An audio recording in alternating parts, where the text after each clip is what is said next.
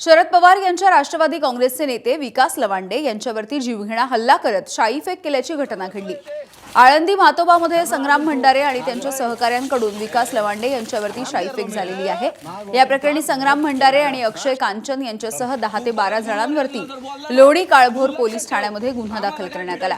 दरम्यान जोपर्यंत हल्लेखोरांना अटक होणार नाही तोपर्यंत लोणी काळभोर पोलीस ठाण्याच्या बाहेर आंदोलन सुरूच ठेवणार असा इशारा विकास लवांडेंनी दिलाय। आज सकाळच्या वेळेला प्रवचनासाठी जात असताना संग्राम भंडारे आणि 10 ते 15 गोरक्षकांनी पकडून आपल्या अंगावरती शाई फेकली आणि मारहाण केली अशी माहिती लवांडेंनी सोशल मीडियावरून दिलेली आहे।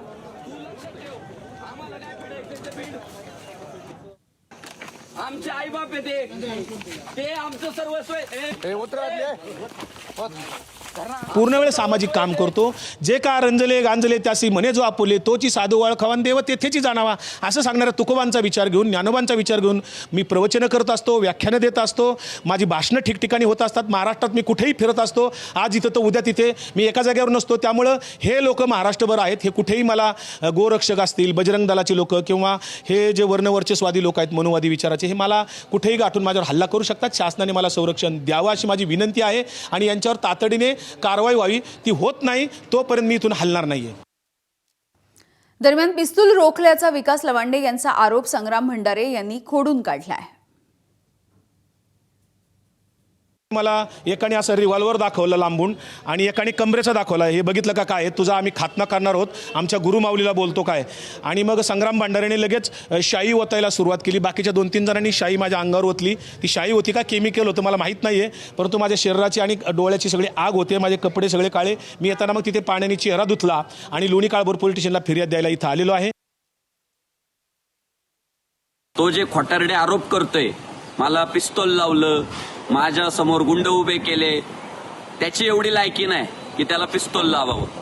त्याची जी पात्रता होती, तुका म्हणे संता पीडितील खळ घेती तोंड काळे करून या, ते त्याचं तोंड काळं करायचं काम आम्ही केलंय। आमच्या तुकाराम महाराजांनी आम्हाला शिकवलंय, आम्ही चांगल्याला चांगले वाईटाला वाईट, छत्रपती शिवाजी महाराजांचे मावळे आणि ज्ञानोबा तुकोबांचे वारकरी आहे म्हणून आम्ही काळी शाई ओतून त्याचा आज जाहीर निषेध केलाय।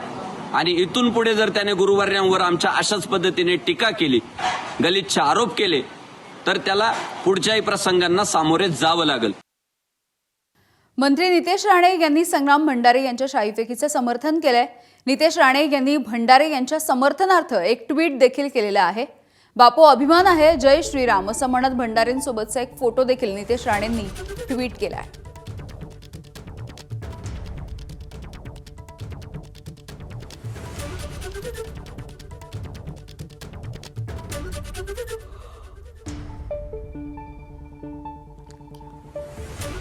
अगर आमच्या साधू संतांवर अगर अशा पद्धतीने कोण खालच्या दर्जाची टीका करण्याची हिंमत होत असेल तर असे कार्यक्रम अपेक्षितच आहेत। शेवटी हिंदुत्वादी विचाराचे आम्ही सगळेजण लोक आहोत।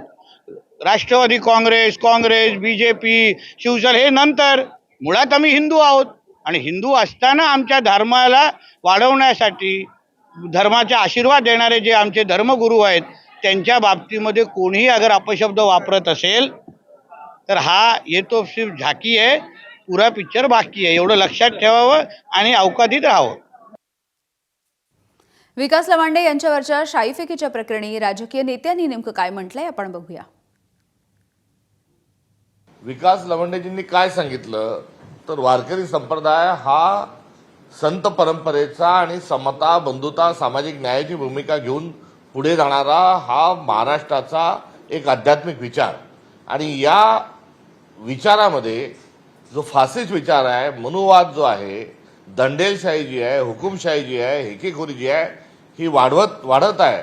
आणि या संदर्भामध्ये त्यांनी व्यक्त केलेली जी चिंता होती ती तंतोतंत खरी असल्याचीच आज पुरावा या घटनेच्या अनुषंगाने मिळाला आहे। जे विधान लवांडेजींनी केलं होतं हे तंतोतंत खरं आहे आणि वारकरी संप्रदाय हा हिंसेचा आणि अशा विचित्र नाही, विकृत प्रकरणाची आणि विकृत कारस्थान करणारा माणूस हा दूरपर्यंत वारकरी संप्रदायाचा असू शकत नाही। या घटनेचा आम्ही तीव्र शब्दात निषेध करतो।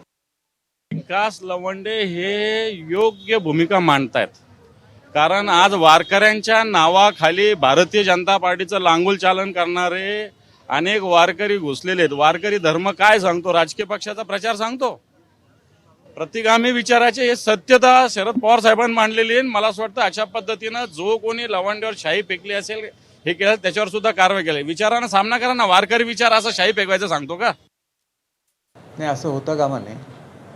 कारण असे प्रकार झाले तर मग कोणी त्यांना काम करणं अवघड होऊन जाईल. त्याच्यामुळे हे प्रकार घडता कामा नये असं मला वाटतं. नाही, असं होतं कामा नये. कारण असे प्रकार झाले तर मग कोणी त्यांना काम करणं अवघड होऊन जाईल. त्याच्यामुळे हे प्रकार घडता कामा नये असं मला वाटतं.